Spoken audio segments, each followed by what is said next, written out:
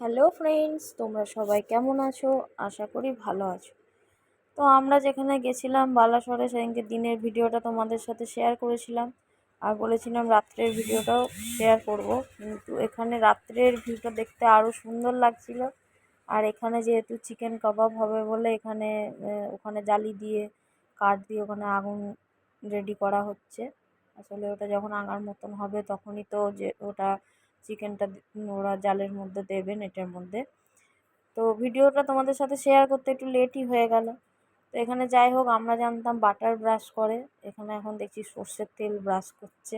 তো যাই হোক, তো নিরিবিলির মধ্যে বেশ ভালোই লাগছিল ওখানে। তো এখন ওখানে আমরা সবাই মিলে বসে বসে ওটাই দেখছিলাম যে দাদাটা কী করে। তো এখানে দেখলাম যে ওটা যেই গরম হয়ে গেছে, এখন তেলও ব্রাশ করলো। যাই হোক, চিকেনগুলো একটা একটা করে সাজাচ্ছে ওর মধ্যে। মানে এখনও পর্যন্ত কিন্তু দেখলাম যে সর্ষের তেলই ব্রাশ করে গেল।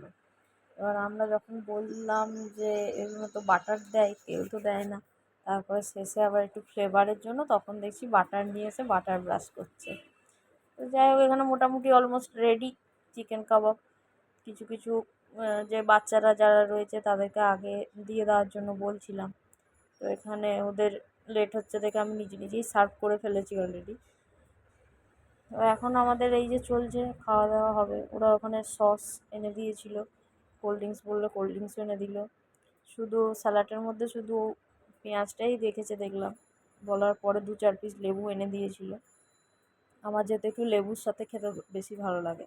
তো এখানে দেখো রাতের ভিউটা দেখো, দিনের থেকে রাত্রে বেশ লাইটিংগুলো গাছের মধ্যে খুব সুন্দর লাগছিল।